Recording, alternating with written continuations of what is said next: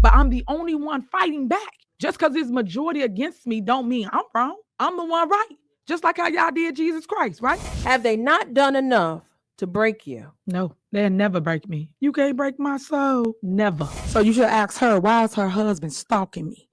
Why I'm in court with her husband stalking me at Hooters? Come in the window, peeping Tom stuff. Like, this what I'm dealing with. So if they over the money, why everybody keep saying Tiffany did it? Tiffany didn't do shit. And I'm sorry for cussing on your show, because I'm just pissed off at everybody want me to be the fall person, the person behind that thing. The person, Jason is corrupt as they come. But no one's pointing none of that out because he's a man. I'm sick of it. On Martin Luther King Day, Cleopatra Draper debuted her new radio show on WVON with a splash. Or at least she tried to. She brought on Tiffany Henyard, the super mayor, the mayor of Dalton and the supervisor of Thornton Township, for what was supposed to be an exclusive tell-all event. But instead of a hard-hitting interview, what we got was more like a public relations stunt wrapped in a radio segment. But I'm the only one fighting back. Just because it's majority against me don't mean I'm wrong. I'm the one right. Just like how y'all did Jesus Christ, right? He the only one been saving y'all life and y'all crucified at me.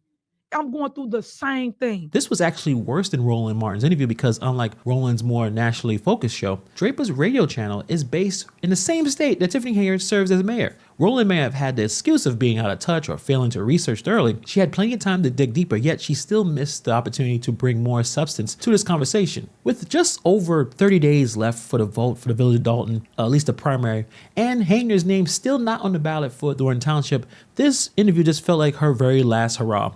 And honestly, it's just the same old nonsense. So let's get into it. What is the good old boy club in your world? In my world, it is made up of all men, unfortunately. We as women are not welcome in their circle. So they oust us and then they start attacking us. The same attacks you see happening to me is happening to Anyota in Calumet City, Monet in Calumet City. It's attack on women. Nobody wants a woman to lead in any area. And I have a problem with that. I want to start with the host, Cleopatra Draper. So for someone's kicking off a new show on a high profile platform, this is Chicago radio, this should have been her chance to set the tone as being fearless or maybe a hard hitting interviewer. Instead, she leaned into too much of what I describe as Henyard's hype woman. She's given us an exclusive right here, a heart to heart conversation about some real pressing negative headlines. I've yet to see a positive one, but we're going to create that here at WVON just with her speaking her truth. Draper's questions were more like gentle nudges. She already had built-in excuses for Henyard to avoid accountability. There was a lot of issues with this interview, so we're going to talk about some of these issues right now. Draper wasn't just asking questions. She was paving the way for Henyard to play the victim.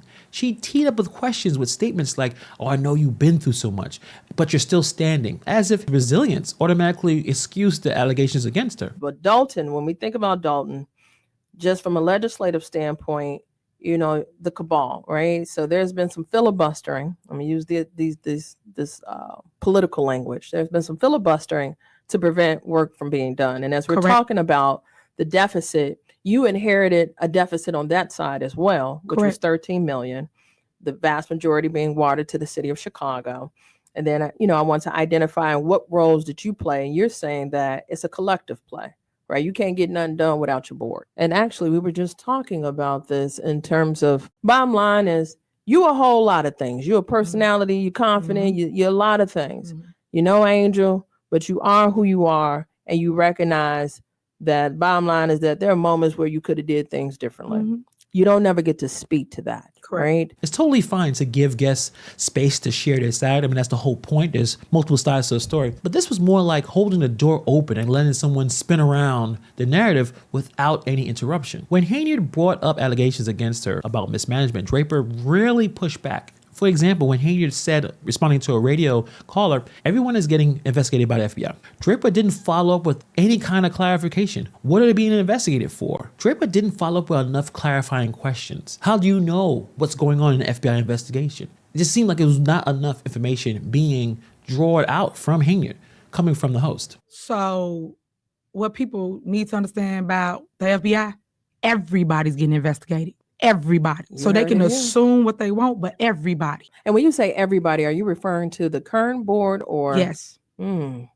All right, guys, she responded. And it's hard to take this host seriously as a watchdog of what's going on when her own history is being caught on camera stealing campaign signs during her run for office. She called those signs garbage, but it's not a good look when you're supposed to be the one asking the tough questions. It's like hiring someone to guard your house who's known for leaving the door wide open. The candidate for alderman accused of stealing her opponent's signs. She denied it until Mike Flannery showed her the video.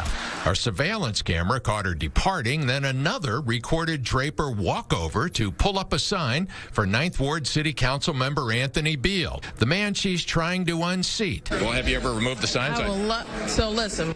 Today, when we spoke to Draper, she initially would not answer when asked if she'd been removing her rival signs in the far South Side ward.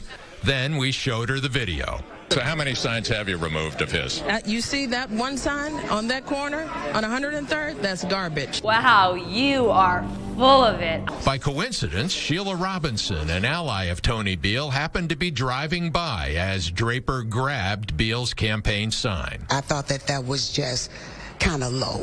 It was not a good look at all for a candidate to be caught pulling up someone else's signs. I got a call from somebody on 73rd Street and called and said, hey, I'm looking at a dumpster full of your signs. And, we went over there and saw it was over 100 signs put in a dumpster. It's like hiring someone to guard your house who's known for leaving the front door open. So let's talk about Henyard. She basically did the same stuff as she always does. She comes out swinging. It's more like a list of grievances and vague accusations. She paints herself as a victim of political sabotage, sexism, racism, media manipulation. Yet she didn't back up any of her claims with nothing. It's just more about the vibes in the room. Henyard said that there's a coordinated effort to pay for hit pieces about her. I think that someone bigger is behind it all, paying for all the negative media, because every time I send in a clip or get them facts or get them proof or get them documentation, they don't even put it up. And then I have to create my own platform and put it up on there to show people the truth. You're personable, right? Right. You're innovative and you're Mhm. creative. Mhm. And is your timing off? Maybe. I don't think it was. I just think the media took it and ran with it. Oh, If the yeah, media no didn't doubt. take it, it wouldn't be as big as it is today. The media made it what it is. And I do say that's what they got. They got the national attention. And people tend to believe fake news, unfortunately. And they know they are buying clicks and views too. They got to sell news. So they cut it and chop it up like they did with the Right. Rihanna song Splice, to yeah. make it look worse than what it is. Who's paying for these stories? How do we know about this? Henyard didn't say. Is there any evidence that people are being paid to push stories? Is someone paying WGN? Is someone paying NBC? Who is paying to make a mayor that is running a village of over 20,000 people? If she could bring the evidence, I mean, that would be amazing. Unfortunately, what Henyard is doing is just an easy way to dismiss bad press without addressing the content in those stories. Henyard talked about the township, talking about how she claimed to turn around the Thornton Township's fortunes. The finances are just flourishing under her leadership. So let's talk about that, because when you inherited Thornton Township, it was a deficit. Yes, $4.6 million. She said that with her chest, y'all. Mhm. And where are we now in that surplus? We had $9 million surplus Under your leadership. under my leadership. I haven't seen that headline. Yeah, you're not. And that's what I'm Mm. saying, because they got to make me look bad. This is one of the few claims that could actually be verified, but she didn't provide any documentations or audits to back up any of this. It's the kind of claim that sounds good, but needs receipts to actually matter. She also accused the Dalton trustees of sabotaging her administration by refusing to fill key roles like the village attorney and police chief. It seemed like this thing was a complete mess from the start. And at this point, there is no corroboration going to happen between her and the trustees. This needs to have a whole new set of people running the show. This administration needs to be overhauled, because at this point, I don't believe the trustees or Henyard are going to work together at all. As much as everyone is looking for the FBI jump in, I don't think anything's going to happen in the next 30 days or so. At this point, everyone needs to go to the polls. If you live in an area, everyone just needs to vote and pick the person they want so they can kind of move past this impasse that is going on in the village of Dalton. At this point, I don't think anyone is going to work together at all. And go back to what I was saying, Henyard suggesting that she is not uniquely under investigation, implying that the FBI is searching for everyone. The scrutiny is widespread. Do you have any evidence that other people are being investigated? Yet the claim just hung around the air, not being challenged, not being verified. And we've seen in the past that there's some other mayors. The one in Oakland, she mentioned that before she got indicted that the FBI investigation wasn't about her at all. Do you actually know what's going on in FBI? I think most of us do not. So when she said, well, they're going after everybody, does she have any proof that they actually are going after everybody? I don't think so. And Henyard likes to liken herself to very important people in our history, obviously Martin Luther King, and she likes to also liken to herself to Jesus Christ. She's saying that she's being unfairly targeted just like he was. Just like how y'all did Jesus Christ, right? He the only one been saving y'all life and y'all crucified at me. I'm going through the same thing. So let's talk about that, because no pun intended. You claiming that you've been a piñata, right? Yes. Ain't no candy coming out, y'all. So stop beating on her. Listen, at the end of the day, the cabal is in, and you haven't been effective, which is probably was the goal, right? I'm gonna assume the latter. A hyperbolic statement like that might resonate emotionally with some listeners, but it's a tactic to shift the focus from the actual issues. Comparing yourself to Jesus is a bold move, but there is no evidence of innocence. This tactic is especially interesting considering I don't know if people that could equate themselves to Jesus could explain how much money they're spending on an ice rink with Amazon. I made Janice and Mike Smith, when I was trying to appoint him as my assistant and my VA and all that, I had them go do the research for me and tell me what those items were. And they came back and that's what it said, ice. And the ice is for the rink, where you put the little pieces down and have ice so they can ice skate. That's what it was for. But yet they alluded to, I went shopping, I bought this, I did that. Not true, all fake. So it was one purchase. It was and this ice skating rink, was it in the town? It's for Dalton. It's Dalton. Okay. But they bought ice. That's what it was. Instead of addressing some of these questions and challenges head on, Henyard chose to lean into emotional appeals and religious comparisons to sidestep any criticism. And let's get into some of this deflection that many people like her and others are doing to make this situation the way it is. Henyard leans heavily on identity politics to frame herself as a victim of systemic bias. It's a tried and true tactic with many politicians, scammers, people out there trying to curry favor in their own communities, whether they're black, brown. If they want to gain favor, they will use these tactics to manipulate people. They will manipulate you emotionally to achieve their desired income. They'll distract, deflect, do anything possible to throw you off balance and make you doubt your own understandings of the facts. Yeah, I got an all women's slate, an all women's ticket. So listen, so we're gonna have you back, because as it thickens, I'm sure the plot will thicken. Yeah. But I see that you are uplifting women. Yes. And that's what we're going to carry this conversation to, because as a black woman being ousted from the boys club, I think you done created your own girls club. I have to, because we got to pass the baton. It's too many times that people keep us on mute and we could be on their side, but we can't. Henyard repeatedly points to sexism and racism as the root of opposition against her. While there are barriers for many black people, black women in leadership, invoking them without any clear examples just seems exploitative. It's one thing to call out discrimination, but it's another to use it as a shield against any kind of criticism. This tactic distracts from the actual issues at hand, keeping the public focused on identity rather than performance. Talking about religion, the Jesus Christ comparison is just peak emotional manipulation. For communities where faith plays a central role, likening yourself to a martyr can deflect from responsibility, accountability. It's an easy way to win sympathy without addressing any issues at hand. It's designed to pull at the heartstrings and align people emotionally with any real substantive justification on why we're aligning with you. Oh, because you follow the same religion that I have. So, are you actually doing the job you're supposed to be doing? Are you creating the kind of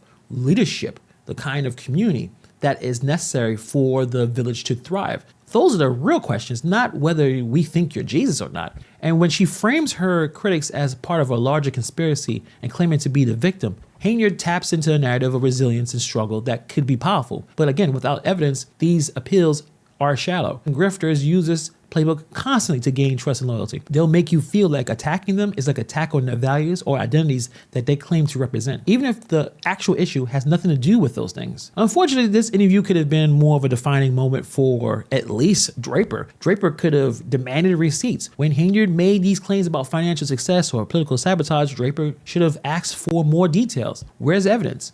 Are there public records to support these claims? Draper should have asked more follow-up questions. When Henyard said everyone is under investigation, she should have asked, who's everybody? Is it not just the trustees? What is exactly being investigated and why? And I think Draper should have been more neutral. Instead of cheerleading, Draper needed to stay impartial. Her job wasn't to make Henyard feel comfortable and feel good. It's to get to the truth. And given Draper's own history with campaign sign theft, she should have addressed it head on. Address those situations to acknowledge her past. And maybe it could convince Henyard to acknowledge her misgivings. Acknowledging her past would have added some transparency and a tone of accountability to say, well, I made a mistake. I did this a while ago. Actually, the story that I showed you was about 2 years ago, I believe, 2023. It'd be nice to have that discussion as well. This interview felt like Henyard's final attempt to sway public opinion, but instead of offering transparency, it was just more of emotional appeals and more unverified claims. It's all politics. Politics is a nasty, dangerous game, but she didn't really do anything that kind of went above just the back and forth between who said this and they say that. This person's evil, I'm good. At this point, the residents want someone that can effectively run the village without embarrassing the village. And for Draper, her debut as a host, she needs some work. She missed the chance to ask tough questions and demand accountability. Instead, she just let Henyard spin the narrative unchecked. Hey, maybe she believes in Henyard, I don't know. But I would say for the listeners in Dalton and the township, the question remains, are we getting a leader or just someone that could throw parties? They could tell you some good stories once you have a good time. People want real leadership. And I know the people there have to be tired of this nonsense by now. Sure, it's been one of the most entertaining reality TV shows around, but at this point, enough is enough. And the community just needs some competent leadership that can step up and deliver real results. So that being said, let's not forget, Illinois is one of the most corrupt states in the country. So who knows what's going to happen next? But let me know what you guys thought about the interview. Let me know what your comments are. Thank you for taking time to watch this video. And I'll see you guys in the next video.